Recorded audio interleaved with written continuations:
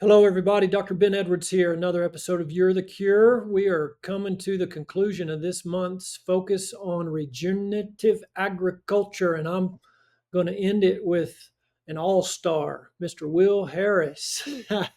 And he comes all the way from Georgia. And we're going to bring Mr. Harris on here in a minute. I'm going to have the pleasure of sharing the stage with Mr. Harris at the Sovereignty Ranch Conference in Bandera, Texas. I believe it's 26th, 27th, 28th.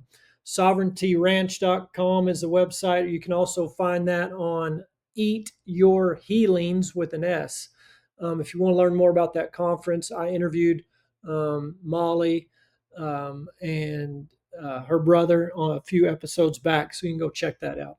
But guys, and I've said it before, the reason I love regenerative ag is because it parallels medical, regenerative medicine so much. The body's design, there is an absolute design to this thing. And if we'll steward that design, it'll function. And when there's malfunctioning, there's usually mal stewardship. And that poor stewardship usually is from the lack of knowledge. And unfortunately, we're so deep in this system, both on the patient side, but definitely on the doctor side too. Doctors are trained very narrowly, just like farmers and ranchers can be trained very narrowly in the conventional education system. And so we got to look at outcomes. And outcomes in the medical field, as our listeners well know, because I talk about it every single show, I think, is we're dead last place in all outcomes and getting worse. Our kids are getting sicker and sicker. That's what this whole Maha, Bobby Kennedy, and all these guys are trying to do, draw attention to it and bring solutions to it, both in the agriculture space and in the medical space. But there's such a correlation between our soil, the microbes in the soil, the nutrition that ends up in the produce and in the animals eating the produce, the fruit of that soil, the grass and the plants and the fruit and the veggies. But that directly feeds our microbiome in our gut and obviously feeds our cells. Our cells are dying all the time. Rods and cones in the back of your eye die every 48 hours. Red blood cells die every 90 days. The lining of your gut about every 4 days. The skin on your surface of your skin every 4 weeks. Your liver every 8 weeks. We're constantly regenerating a whole new you. And we need good raw materials to do that. Even probably more importantly than that, because we can recycle a lot of these raw materials in our body, we need enzymes. Those are the workers in the body. When sunshine hits your skin and changes your cholesterol into vitamin D, it's an enzyme that's doing the physical work there, the cleaving and the adding of molecules. And those enzymes run off minerals. And if your food is missing the minerals, then you're going to have enzyme deficiency. And a lot of this chronic fatigue, brain fog, all this inflammatory disease is lack of minerals in many cases. So there's an intricate relationship. But even on a bigger level of just how are we supposed to operate in the earth? How are we supposed to steward not only our body, but the land? God told Adam and Eve, take dominion and rule, steward this thing, take care of it. It'll function. It'll function optimally if the one in charge of it's making the right decisions. So that's what we've been talking about all month. And Will Harris has a great story, and I've asked him to come on the show today to share that story to encourage all the listeners that there is hope. There are folks doing it different and getting results and making it work financially and otherwise, building a community. And so I want this to be encouraging and educational. And if you are in the ranching business yourself or farming in the agriculture space, I want this to come to you too to encourage you. And like I said, doctors are in a tough spot. They're mortgaged up to their eyeballs with school debt, vehicle debt, house debt, and then they have their kids, and the kids get into debt, their own college debt and retirement accounts and all the things. And we're stuck in this system. It's hard to just shake loose of that. And especially when your peers are looking at you and wondering what in the world are you doing. So I have sympathy for farmers and doctors, both that are trying to do something different. So I certainly have a lot of sympathy for our guest here, Will Harris, because I know he's gone against the grain and have been outside the box, and I'm sure got looked at a little funny over the years. But Mr. Will Harris, welcome to the show, all the way, like I said, from Georgia, White Oak Pastures in Bluffton, Georgia. Welcome. Thank you for joining us today. Thank you so much for having me on, Doc. I appreciate the opportunity to talk to y'all today. Well, you bet. And I've listened to you you've been on all kinds of shows, including the big one, Joe Rogan, I saw a couple years ago. So I know that you love to get out there and educate and share the truth and share your story. So really, for my listeners that don't know you, don't know your story, kind of just share some of your journey. I know you're, I think, fourth generation, and I've heard sixth generation now is on the farm, boots on the ground, working the fields with you now. But share that family history and that lineage, and just where this farm has come from to where it is today, both the how and the why behind that. All right, so my great grandfather came to this land in Bluffton, Georgia, in 1866. He was from Georgia, but he moved about 60 miles, started the farm here, and farmed the farm all his life, followed by his son, my grandfather, who farmed the farm all his life. And my father did, and I did, and my children and grandchildren. But the way my great grandfather and grandfather ran the farm, it was a vertically integrated cyclical food business, a tiny little cycle, but a vertically integrated business. They raised livestock on the farm. They got up before day, 6 days a week with the employees, and slaughtered something. It might have been a cow. It might have been 2 or 3 hogs. It might have been 200 chickens. They slaughtered something. And the employee loaded on a mule-drawn wagon and brought it 2 miles up the road to Bluffton. I'm in the middle of Bluffton right now. And peddled the meat and poultry. And then they'd come up on Saturday and collect the money and go again. My dad born in 1920, took over the farm post-World War II. And he really changed things dramatically. Under his watch, it went from a vertically integrated multi-species operation to just a cattle operation. And they just raised calves. Calves were born here, weaned them, shipped them out west to feed them. And he was successful with that, and I'm glad he did it. He probably saved the farm by adapting to the way modern agricultural production went after World War II. I never wanted to do anything except run the farm as a monocultural cow operation, just like my dad. That's what I wanted to do. And I went to the University of Georgia. I majored in animal science, and I came home and ran the farm as a monocultural cattle operation for 20 years. And then I changed my opinion on those things and started doing things differently. And today we raise cows, hogs, sheep, goats, rabbits, poultry, a vegetable garden, and we were vertically integrated. We slaughter animals. We have a red meat slaughter plant and a poultry slaughter plant. We market products all over the country.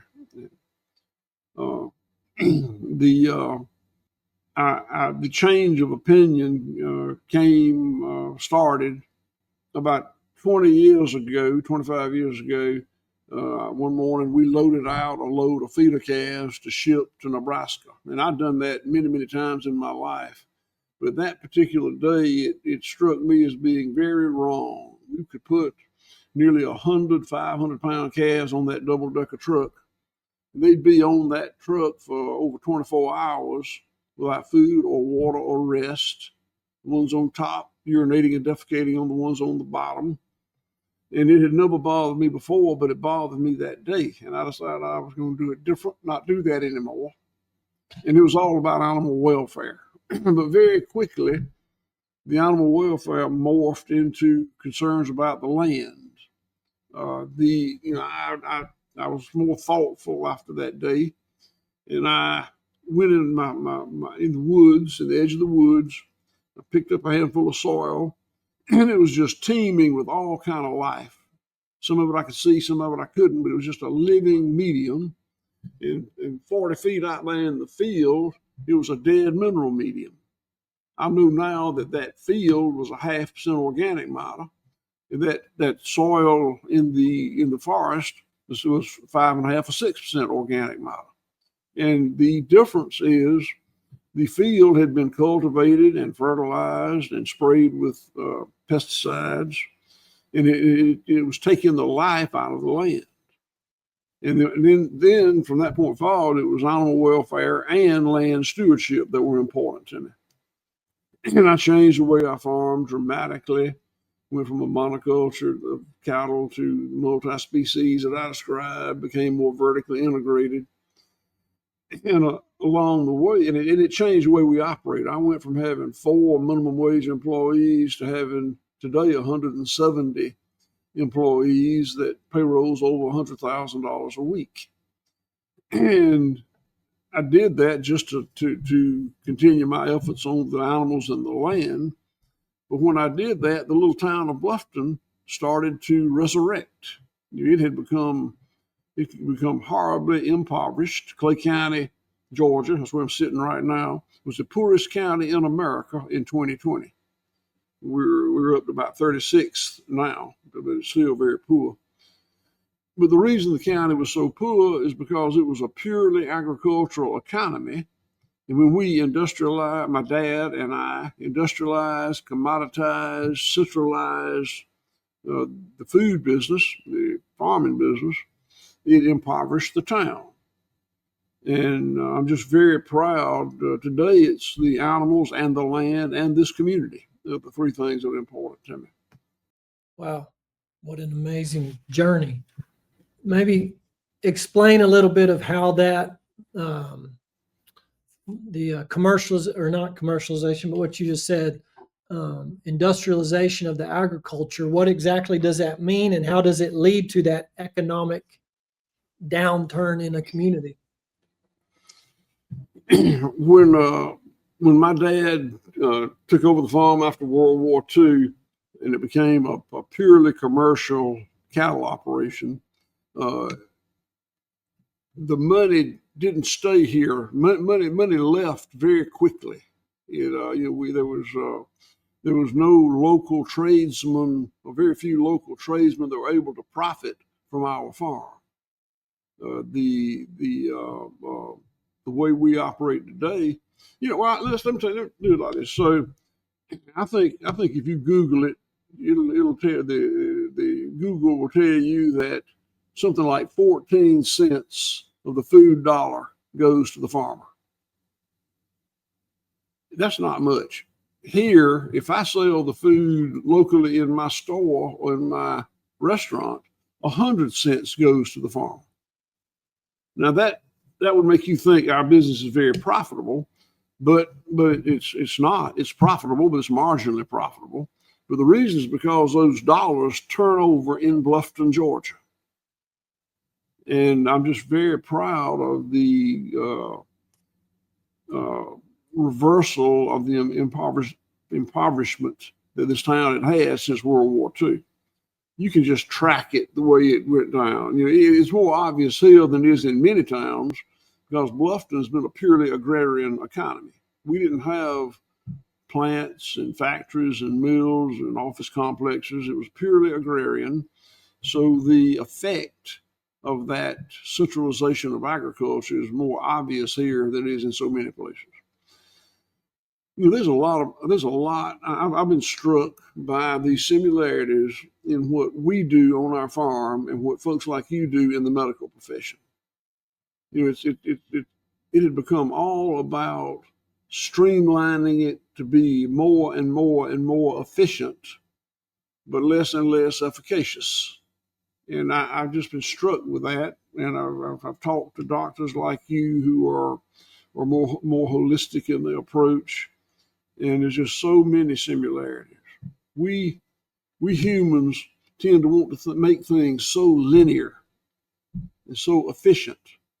And so many things like my farm and people's bodies is cyclical. And it has a downside when you force things to be more efficient than they're meant to be. Well, what was the trigger with your dad? Because you said your granddad was still vertically integrated. What happened with your dad? What caused him to get monocultured?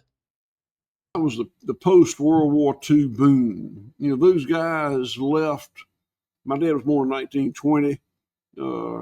He let all those guys, those farmers, those young farmers, left Bluffton, Georgia, where they were plowing with mules. They went to the European theater when they were operating tanks, and they didn't want to farm with mules anymore. And so many of the war technologies were converted over to industrial farming. The ammoniated fertilizer was invented or found or discovered in the late 1800s, but nobody used it much. They were using guano, bat manure, because the ammoniated fertilizer was so expensive.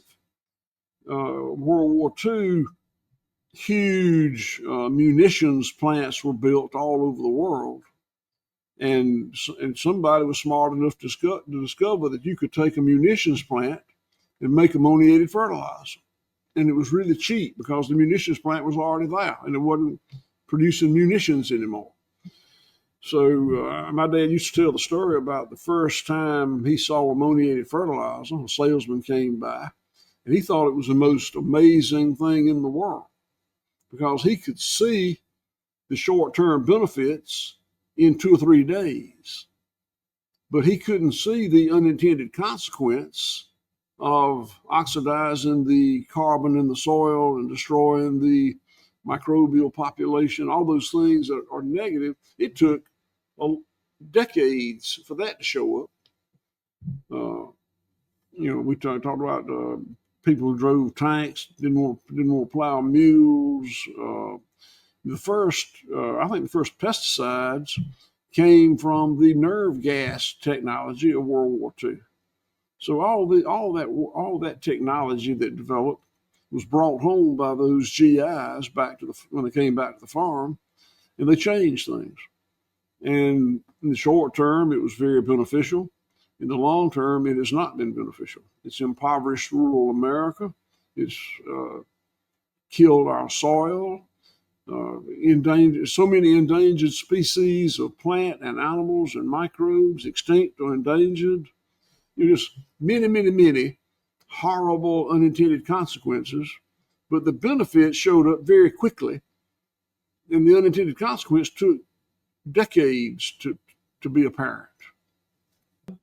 That quick fix that everybody's after and quick results, that microwave type of mentality, because that ammonium nitrate, if I'm not mistaken, you put that kind of synthetic fertilizer out and you'll get tremendous growth. So production and green looks good, big, lots of volume. So that's good. Your cows have more to eat, put more cows on there, I'm assuming. Or if you're growing a crop, you get more tonnage of whatever you're making. But what you just said is what's going on underneath all that in the soil is you're oxidizing that soil, having a negative impact on the microbes, and therefore ultimately a negative impact on that plant, getting a weaker plant, more susceptible to the pests moving in. And now we need the pesticides, and it just snowballs on you real fast. I graduated from the University of Georgia, I told you, in 1976, and steroids were just surfacing among athletes at that era. And I spent my share of time in the gym, and I had acquaintances, maybe friends, certainly acquaintances that I saw go from much smaller and weaker than me to much bigger and stronger than me quickly. And I know now it was steroids, but I also know that there are unintended consequences that operate very similar. When you rush nature, it has a cost.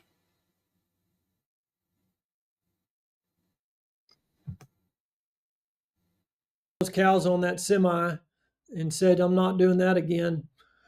And so you started keeping these cows at home or butchering them or selling them locally. Was that just a simple step that way? Or when did you start seeing more of the regenerative type practices or bringing that vertical back in? It's been gradual. I mean, we're still changing. We're still figuring it out. We've been doing it 25 years. We still don't know it all. We learn stuff every day. You know, when I was an industrial cattleman, the 20 years I was an industrial cattleman, we made money every year. I went back and I never made a lot of money. I don't mean that, but we made a profit every year. I went back and looked. I was blessed to inherit a paid for farm and a good herd of cattle, and we were good cattle people, and we made a little money every year. When I decided to change my direction, I had a number of years, I lost money, and it would have ended poorly. I was very, very fortunate in the very early 2000s. I'd gotten my head around how to operate the farm without using chemical fertilizer and pesticides and hormone implants and subtherapeutic antibiotics and all those tools. And but I was still struggling to sell my beef for enough money to make up for the increased costs. You know, when you give up the tools that take cost out of production, you add cost back to production. And that was causing me to not do well financially. I never went broke, but I was going broke. Fortunately for me, that's when grass-fed beef started gaining popularity. The food writers were writing about it, and the food critics were bragging on it. And I was able to sell Whole Foods Market and Publix and Kroger and some others the first pound of grass-fed beef that they ever marketed as grass-fed beef. And I was so fortunate on that timing. I'd love to tell you I was brilliant and I saw it coming. That's not what happened. I luckily was there when it happened. And the business became profitable for a number of years. We built USDA inspected red meat slaughter plant, and later a USDA inspected poultry slaughter plant, and bought more land and did a lot of things. And profitability was, I mean, no, it was not a get rich quick deal, but for Bluffton, Georgia, it was a good business. Wall Street and Silicon Valley, not such a good deal probably, but for Bluffton, Georgia, it was a good deal. Animals and for the land, it was a good deal. Well, yeah, my land went from a 0.5% organic matter to 5.5% organic matter over that 25 years. Wow. And that organic matter is not all that matters by any stretch of the imagination, but it's a good measuring tool. What land that's 1% organic matter can absorb a 1-inch rainfall. That's about 27,000 gallons of water per acre. If it's got a 1/2 inch, which is what mine was, more than a 1/2 inch of rain runs off. If you go to 5.5% organic matter, it'll absorb a 5.5 inch rainfall. And we get 5.5 inch rainfall. We get 50 something, 52, 3, 4 inches of rain a year. But the land is desertifying. The industrially farmed lands are desertifying, even with that kind of rainfall. Let me pause right there for the listeners, guys. What he's saying, that ground loses its sponginess, its ability to hold water with the industrial practices of agriculture. Of course, we see that out here too with the runoff and then the aquifer dropping.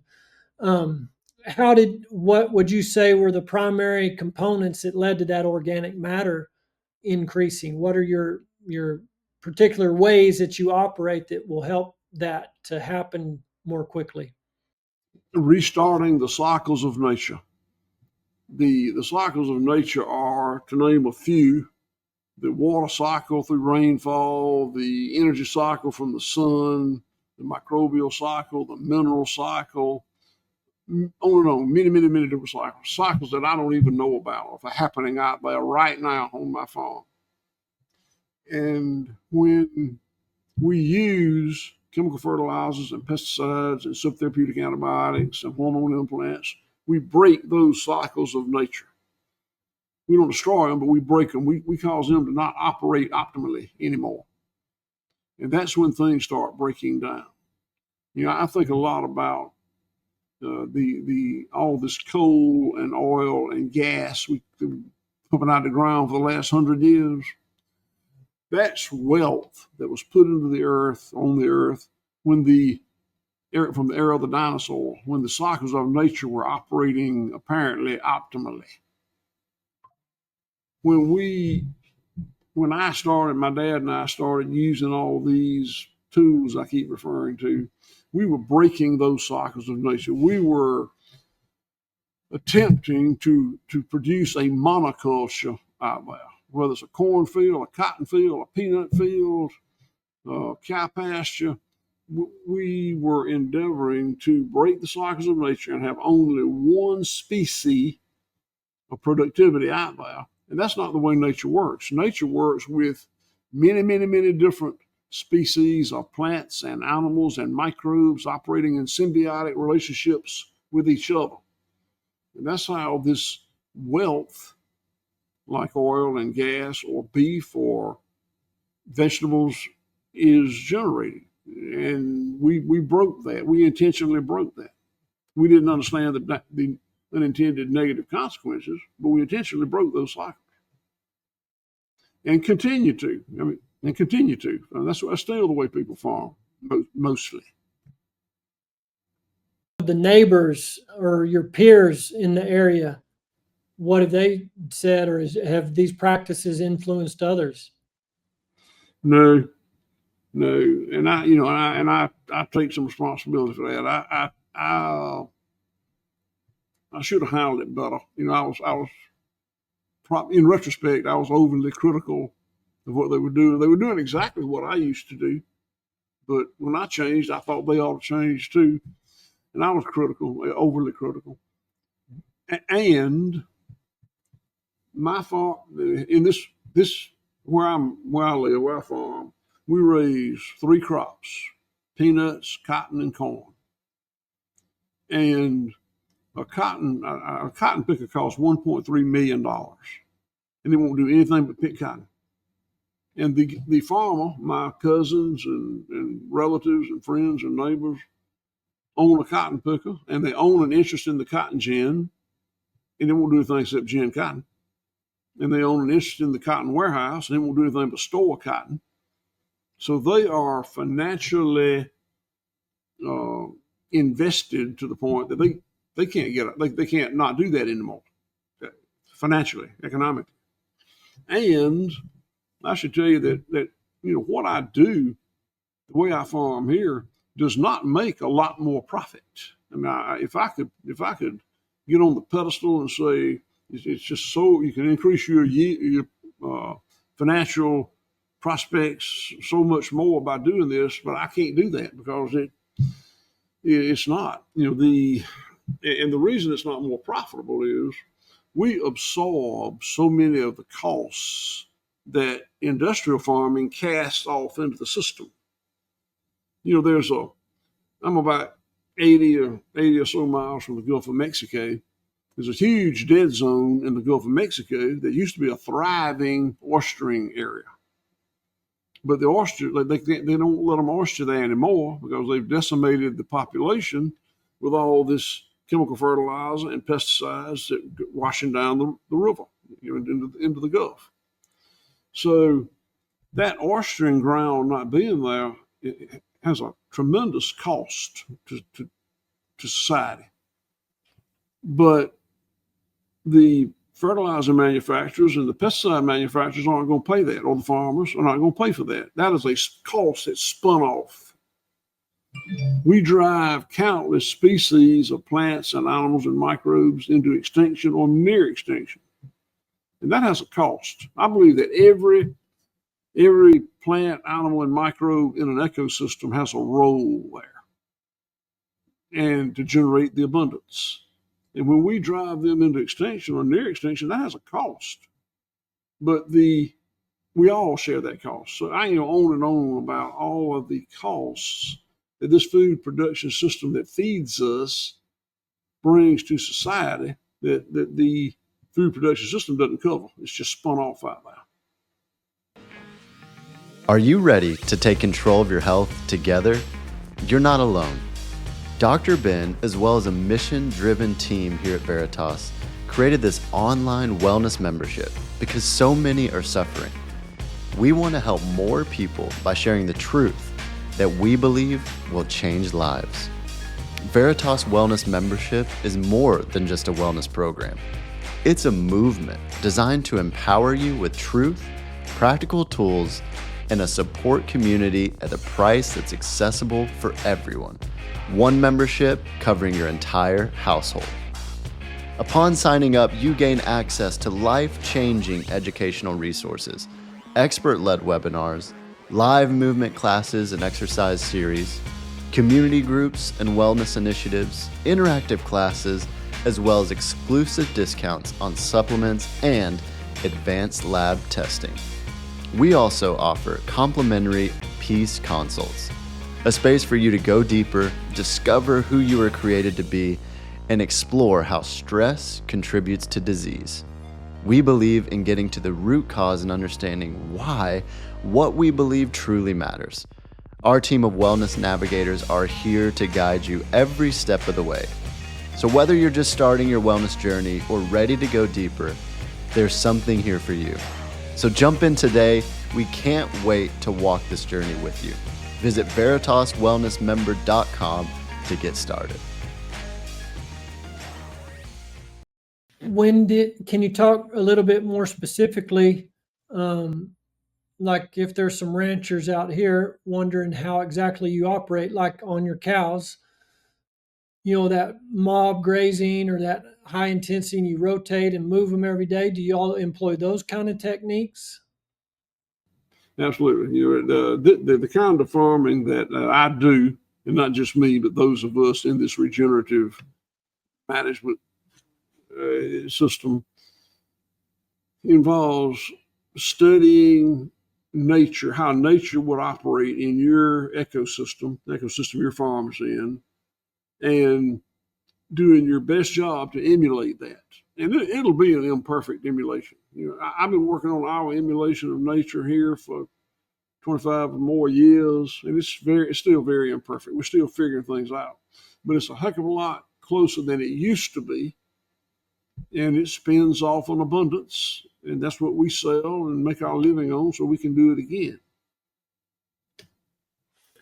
How do you incorporate the multi-species chickens or whatever other animals you have? How are they integrated into that cow operation, or if they are? Well, there's some unfortunate videos of me a long time ago. I wish weren't out there. With me telling people that you need to follow cows, followed by sheep, followed by goats, followed by poultry, followed by hogs. And I tried to do that's how I started doing it, and it was beneficial. But I ran off some of the best farm employees I ever had by trying to do that. How you're from Texas. You know how they had those big cattle drives from Mexico to Canada. Yes, sir. You never heard about a big chicken drive. You never heard about a big hog drive.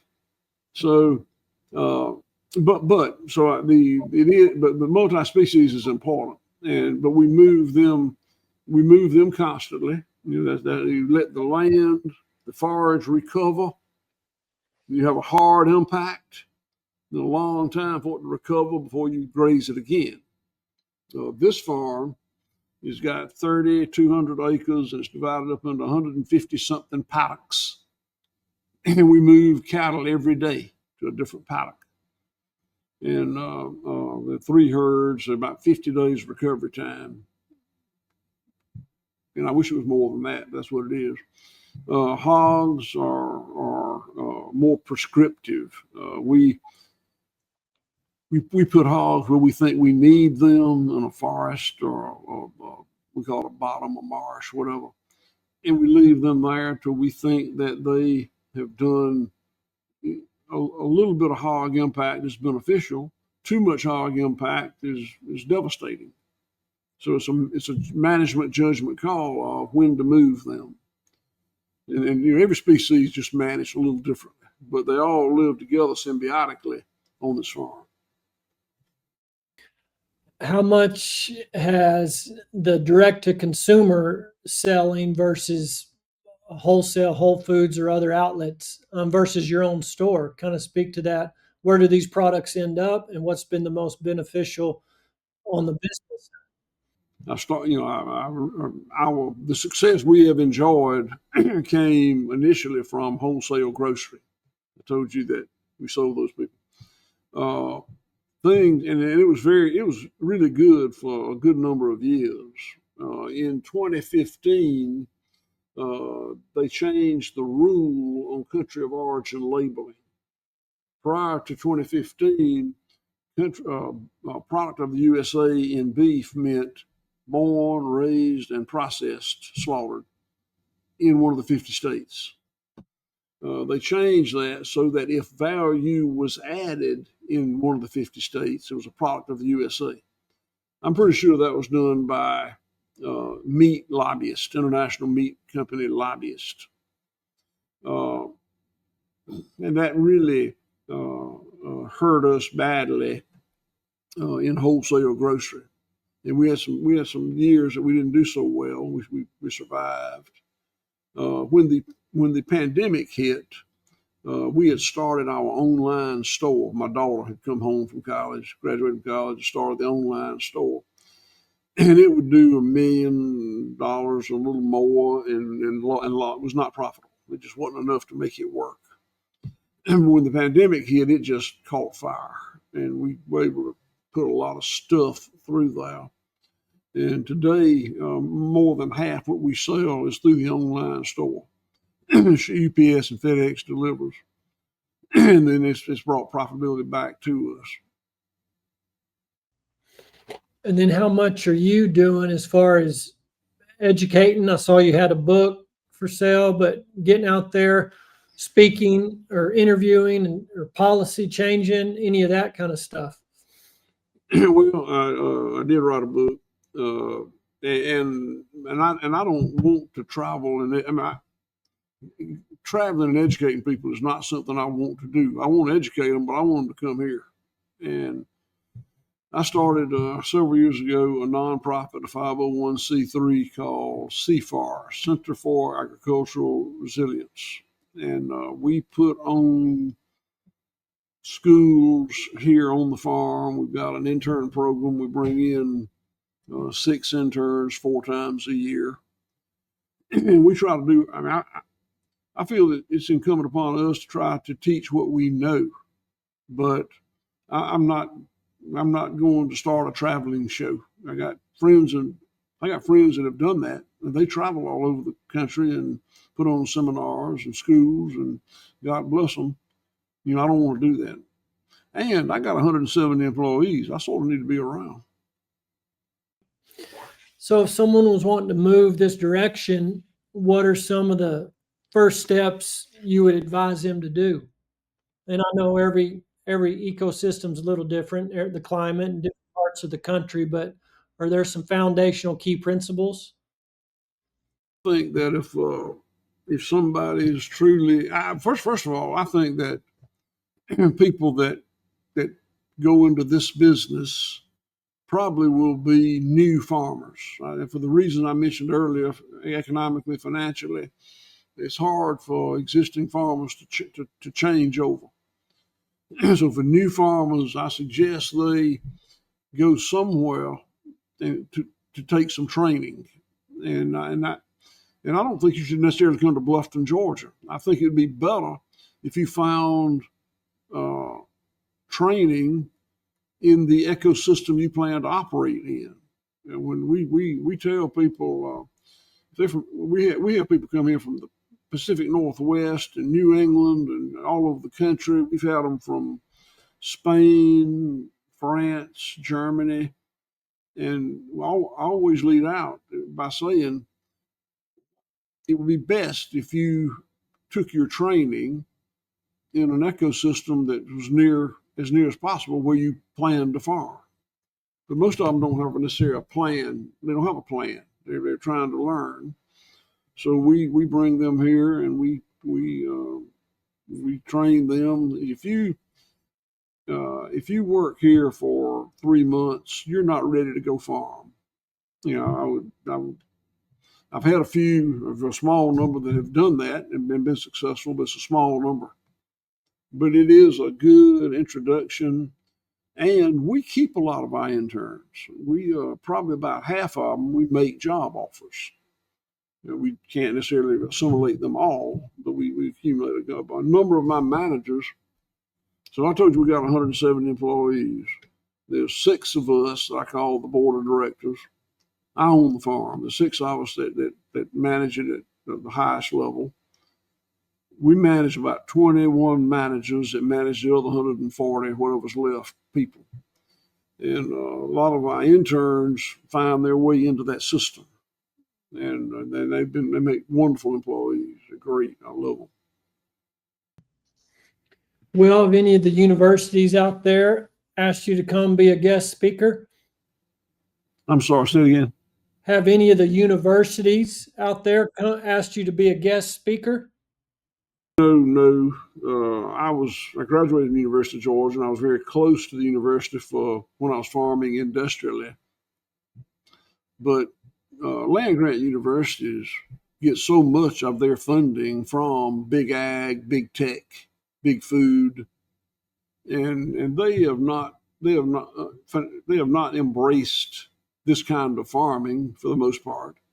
I think because of that funding. I mean, it would be if you're a professor at a land grant university and you've got research projects you want to do and you've got to seek funding from big ag, you don't want to be tied to people like me. Yeah, I can understand that. Can you talk a little bit more about on back to the practices that y'all employ with the animal's health? Yeah, from the standpoint of you mentioned that subtherapeutic antibiotic, but that I'm assuming was more to induce some weight gain. But use of antibiotics, antiparasiticals, vaccines, that type of thing. What's that look like? Or if you don't do that, how does that translate? How do you just handle that piece of it? And we don't use any prophylactic type medicines anymore. I didn't use any vaccines for a number of years. And I've gone back to using, I went from using every new vaccine they had, whatever the pharmaceutical company come out with that year. I wanted some of it. I wanted to inject it into my cattle. I thought more was better. And then I went from that to nothing.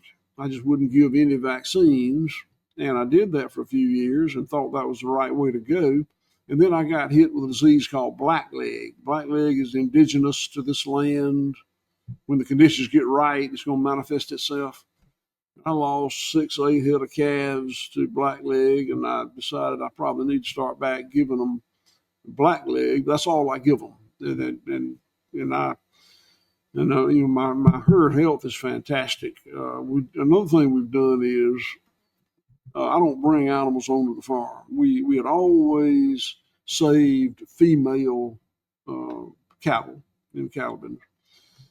And my great grandfather and grandfather saved their bulls as well, saved the heifers and saved the bulls. My dad started buying purebred bulls to improve the herd, and then I did the same thing. And between my dad and I bet you we've had at least one of every breed of bull that's ever been to Georgia. Akayushi to Hereford to Angus to Shorthorn, whatever. But I quit bringing bulls on the farm. Started saving my own bulls, and my cattle. We just don't bring anything in here, and they have a natural.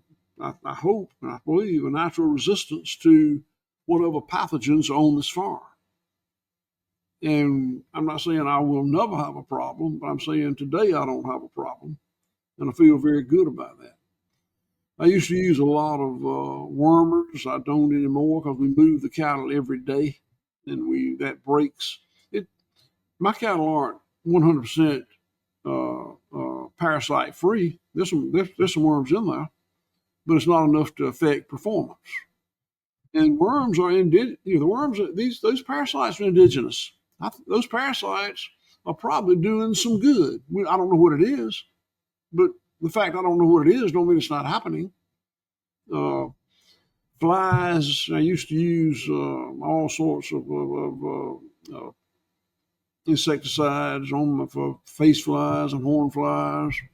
But now, because I move them every day, it breaks that fly cycle. Now, there's some flies out there on the cows, but it's not enough to treat them. And when I quit using wormer, my dung beetle population exploded.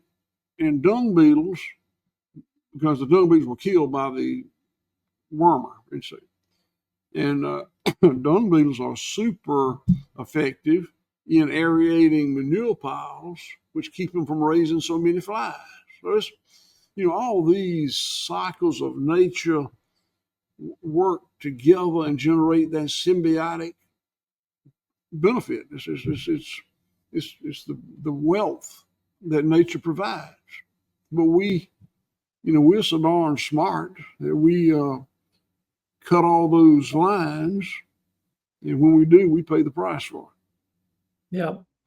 Yeah. I was just out at a local friend of mine, local farmer here, and we've had him on the podcast actually just last week. And I saw that very thing. We went out there to pick black-eyed peas, but he had a little herd of cows that he's got them on 1 acre paddocks, and he's moving them every day. He's practicing this way, but he specifically pointed out, he said, "Do you see any flies out here on the cows or just around?" And I didn't. It was amazing. And I'm used to seeing lots of flies around these cattle out here. And then he went over and showed me those dung beetles, and I mean they were everywhere. And where he had just moved them off that paddock from yesterday, they had decimated those cow patties. It was incredible. I learned about cattle production from my father and from the University of Georgia and from the county agent and from salesman is that my job was to go out there and kill stuff. I went to my pasture every day and took a lot of pride in the fact that I knew how to look for problems and use technology to kill it, whether it was a weed or a fly or worms or a disease in the grass or grasshoppers, whatever it was. I was proud of the fact that I was an expert in knowing how to kill it. That's what I did for a living. I killed stuff. And what I didn't understand is that the technological tools that I was using to kill that perceived pest was highly efficacious in killing that pest. But it killed a bunch of other stuff too. And when it did, it threw those cycles of nature out of kilter. And that meant there's another problem that I had to kill something. And that created another problem. I had to kill something. I believe that when my dad first started using pesticides that were World War II relics, I don't think anybody intentionally said, well, let's sell them this product and it'll create the need of another product. But that's what it did. And I think now it's been figured out. And I think that big multinational pesticide companies understand, and medicine companies would be the same way. There's a lot of similarities between these pharmaceuticals and pesticides and this big ag, big tech. But when you use those remedies, it's highly efficacious on what you're targeting, but it causes another problem that will require the purchase of another remedy, and so on and so on and so on, and it's never ending.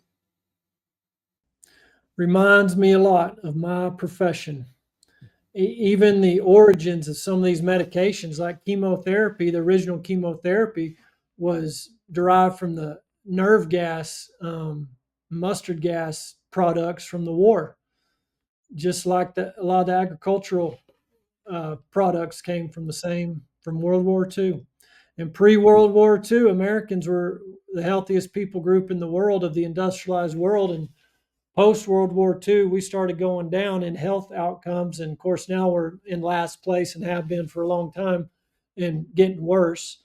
And it's that exact thing. These profit-driven, which I'm all for profit, but not at the expense of someone's health. And I guarantee, same thing. They've figured this out. This will create this, will create this, and it's a perpetual state of chasing these symptoms and unintended consequences, and then we'll chase that symptom. And I mean, it's an exact parallel. And to me, it just describes a system problem, a system where you put profit, a love of money, versus the benefit of the people slash creatures slash soil, because there's creatures in the soil, the microbes. But it's all about self-centeredness. I'm going to, for me, and my profit versus the benefit of others, not a self-centeredness. So it's really to me, a spiritual deal culturally, that we've got to just shift our thinking and our heart posture to be others focused instead of self focused. But that's just my little kind of spin on that. But I think obviously looking at the fruit, I mean, the physical fruit of your organic matter in your soil, and then the production of a variety of species and products for your customers. And I would imagine, I don't know if you've done any testing, but I would imagine your chicken meat and organ meat and beef and eggs or whatever is a nutrient density of those are much, much better nutrient profile than the conventionally raised stuff. I imagine, have y'all done any of that kind of testing? Reason to believe that it is, and probably could show you, but I learned early on that I need to talk about what I'm an expert in. Yeah. And I am an expert in animals, land, and rural economics. And I'll tell you a story. I was asked to speak somewhere one time. I can't remember where it was. And another farmer spoke ahead of me, and he talked about conjugated linolenic acid and omega-3s and omega-6s and all. And I thought he sounded stupid because he was just parroting what he had heard. And I realized I do that too. And when I came home, I didn't do it that day. And when I came home, I had my people go through our website and strike out any claim of attribution that wasn't animal, land, and rural community. So I depend on people like you to do those things for me. But the point you were making about the similarity between what you do, medicine, and what I do, agriculture, farming, is incredible to me. How similar they've evolved, and how it used to be, how it is. The similarities between medicine and agriculture are just endless with regard to the problems. And it comes from the fact that in both cases, we took something that was very cyclical and forced it into a linear model. It didn't want to go. We forced it. And as a result, we share the same successes and failures. Well, we're nearing the end of this, Will. Maybe we can end it on just the future. What do you see as the future of regenerative ag in general, but also of your particular farm at White Oak Pastures? What's the future hold? Don't know. Over the last 25 years, this doesn't not very doesn't sound very good. I'm gonna tell it like it is. Over the past 25 years, there have been some times I thought, I am what they call an early innovator. And I like that. I like that. And then there have been times I said, no, I'm not an early innovator. I am a niche marketer. And that's okay. I like early innovator better because that means I help other people. Niche marketer means I can keep White Oak Pastures going. So I thought I was an early innovator a lot more a long time ago. Increasingly, I thought of myself more and more as just a niche marketer. But all this talk just recently about health and maybe something will come of that. There's certainly more momentum than I've ever seen before, but also I have a lot of understanding of the power of big food, big ag, big tech. They're incredibly powerful, and if they go down, they won't go down easy, and they won't go down quick. As a young man, I would be invited to go to Washington to lobby for something or whatever, and I would do it, and I quit. I made the decision I'm not going to do that anymore.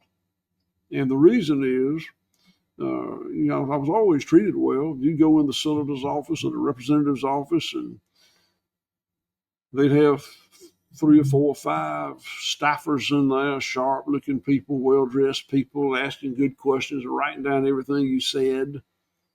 And I'd leave thinking, I believe I put some points on the board. But I know now that when I left, a lobbyist showed up with a briefcase full of money, and he put the points on the board.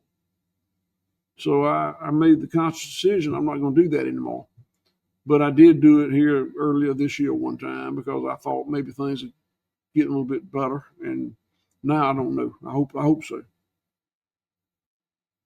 I have shared the same sentiments. I mean, not as much as you, but the little bit I've been involved with some of it this year with the political stuff, I saw the exact same thing. There can be some listening and polite and all that, but at the end of the day, money talks, and that's just becoming apparent across the board. The people are waking up to the corruption, trying to do something about it, and I'm with you. We'll wait and see what shakes out, but hopefully so. I know a lot of effort is being put forth, and that kind of leads us to the talks. You and I'll be Food is Medicine is the name of the conference. I mentioned it at the top of the show. Ryland and Molly Englehart, I interviewed them a few weeks ago. Y'all can go listen to it. But Food is Medicine, and it's a 4-day wellness summit in the heart of the Texas Hill Country Sovereignty Ranch, September 25th through 28th. You can go to eatyourhealings.com, get your tickets, and you can go back and listen to that interview to get all the details. But Will, I'm anxious to meet you in person there and shake your hand and visit some more face to face. But I appreciate you taking time out of your busy day. I know you've got a lot to manage out there, but I'll give you the last word. Any parting words of wisdom you want to leave the audience?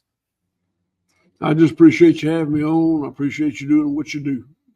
We come from, we're going in the same, marching in the same direction. We come from very different places, and I think both of us are needed to help give perspective for what we're trying to accomplish.